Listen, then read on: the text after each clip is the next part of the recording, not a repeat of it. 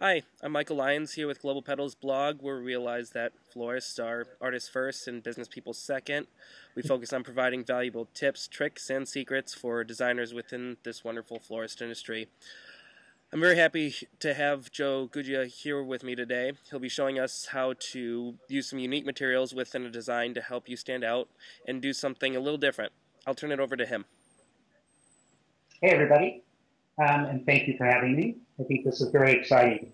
So today's design is, I am doing artificial design, and the best part of this is that it's perfectly suited for fresh arrangements, for solid event kind of things that you want to do. So what I have here is a vineyard grape plant root that I got from somewhere. In fact, I got it from one of my suppliers, to be honest with you. She had that. And it's really artistic looking. So I want to show mechanics. I took a block of wood, cut a block of wood, and used epoxy glue and glued it into the container, which the container is from Accent before. Floral Supply Syndicate is now handling some of their things, so it's really good that you can buy bits and pieces of their product. It's really a great line. So I glued this in with an epoxy kind of glue and then adhered it, drilled a hole here, through it, and used a bamboo stick, to be honest here again, into the wood piece. And then I drilled another hole here and put a wood pick down into that, drilled into the wood itself. So it's really secure. And then I added my dry foam. So if you were doing fresh arrangements, you would add fresh foam. So your unit's all set up, ready to roll. You could do 25 of these if you wanted. You could angle the piece of root every different way. So I got that in place, got the foam in, and then added a piece of curly willow and glued it in with a glue gun. One thing I'd like to point out is that there's different types of glue for different things. Sometimes I'll buy something off the shelf. Some of it comes from suppliers. Oasis glue is wonderful. Glue guns are great too. So you have to kind of know what works for what. So this one's going to be a combination of glues. I glued the artificial orchids in, cut them apart off the stem, drilled holes into the root, and then used the glue gun and glued them into that. So that way they had a little bit of stem, but they're anchored in much better, and they'll stay. And this is for a special client who happens to be my wife and I. I've been wanting something for my house, and this is going to be perfect. So now what I'm going to do is add the finishing touches, and we'll go from there. I've got some blue stones, Mexican blue pebbles, I think, or beach stones is what they call it. And I love these guys. They're relatively inexpensive. They give a cool modern look, or it can be more natural. These I had outside, so they got a little bit mossy, which is another great look. So they're going to be in the center here, and we'll go around.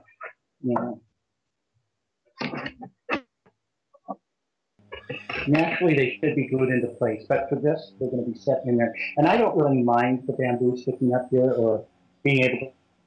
Yeah, I think that's a good architectural feature. And then reindeer moss, which I do love reindeer moss. It comes in bright green, that's regular green, grays. Now, Joe, you are covering up all the foam, or do you like leaving some of it exposed? No. In this case, it's the mechanics. It just never works to show the fact. Even the fresh foam or this. Although this is brown, and it would be okay if some of it showed in this instance, because it's more of a natural feature. But I'm going to go ahead and put it all around, because it'll add a nice flat plane to it. So what you have is the different layering of elements here.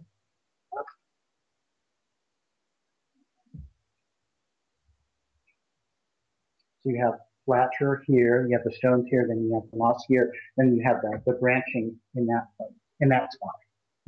So here, I'm going to turn this now, and I've got to do some gluing.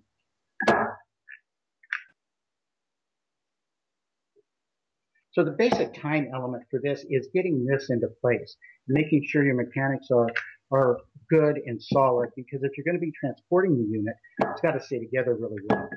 I've learned that it doesn't matter how beautiful something is, when you make it, if it doesn't get there the same way, you're in trouble. So that's very important. The same thing is, one other tip is, if you promise somebody to deliver something by 10 a.m., you do it, because again, it doesn't matter how beautiful it was. If it wasn't there on time, ain't no matter.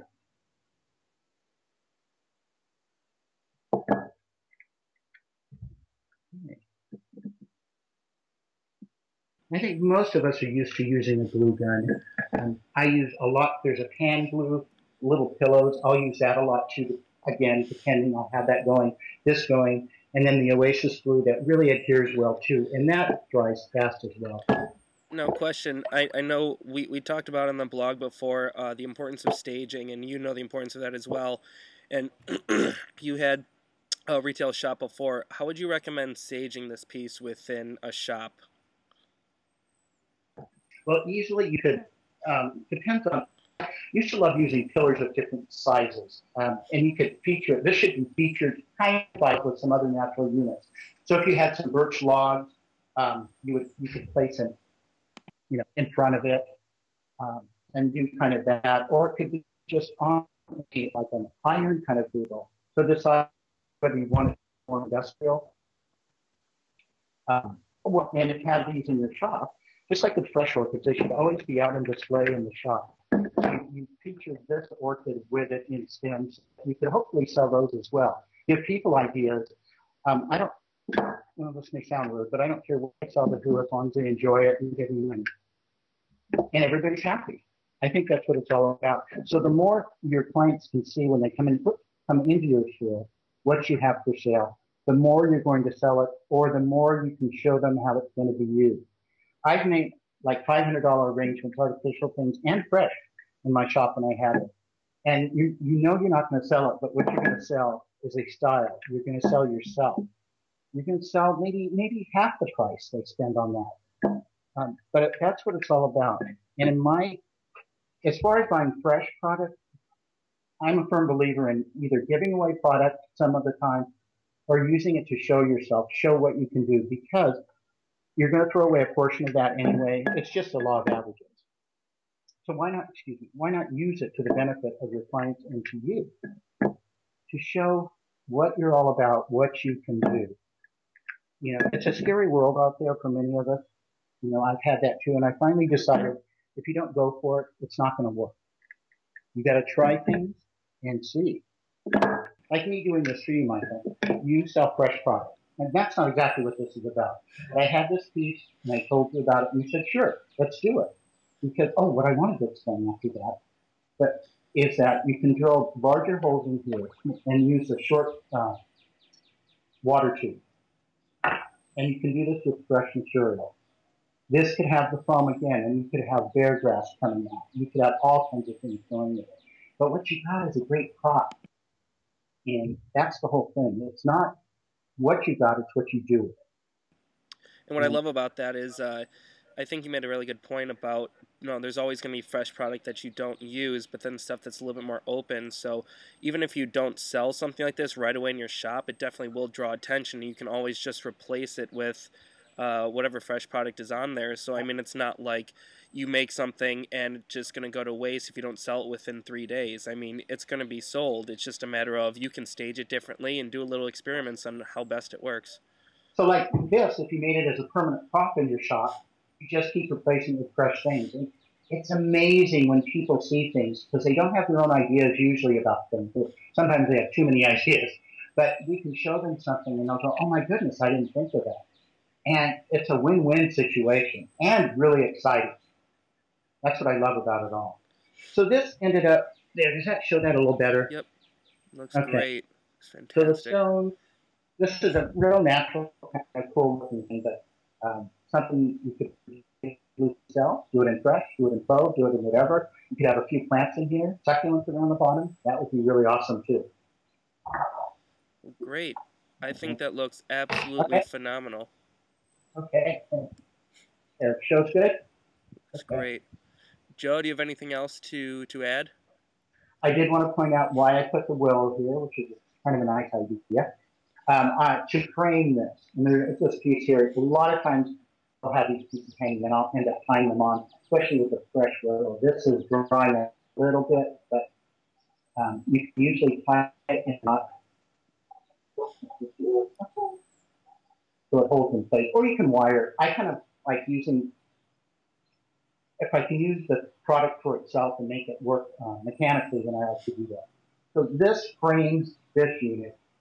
This could be used just by itself with grape root. but I wanted to embellish it a little bit. So placing the willow in this spot makes a canopy over it and frames it more, so more like a picture. We happen to have high ceilings, so in the location it's going in, this will have much more presentation. And I think a lot of us as florists, we tend to neglect our homes. I'm a firm believer in making our home as beautiful as possible, especially with what we're exposed to. Because if people come in your house, they see what you do, and that represents who you are, and that you can give value to them.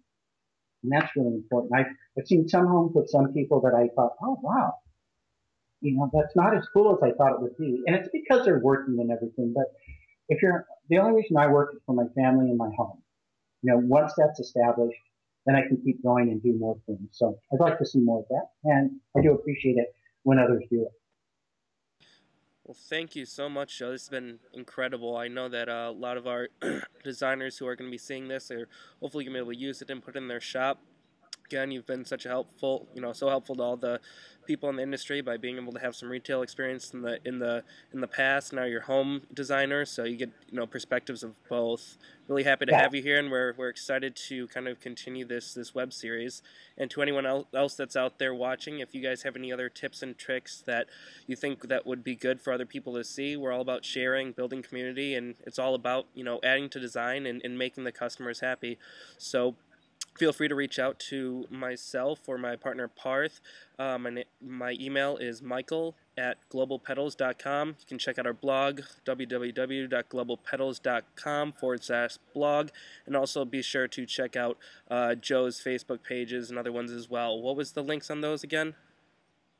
Joe Guggia, Floral Sharing, is the one that I'm using more for sharing kinds of things. So that's kind of an extra cool one. I'm doing little videos with my phone, and I think it's a good thing. I'm really happy to do that, and I hope others enjoy that because I've gone through a lot of hills and valleys, and we all do it. But what I realize is that sharing that so that others can maybe understand and feel and know that it's okay. Some days we have off days, so that's what that's what my goal is. Really share and have it be worthwhile for everybody. So we all do well, have a good time, and make some money. And that's why you guys are really great. I love your attitude and the way that you want to help and be involved with the industry because we need to do that. We need to help one another. Have a good day. Thanks. Take care.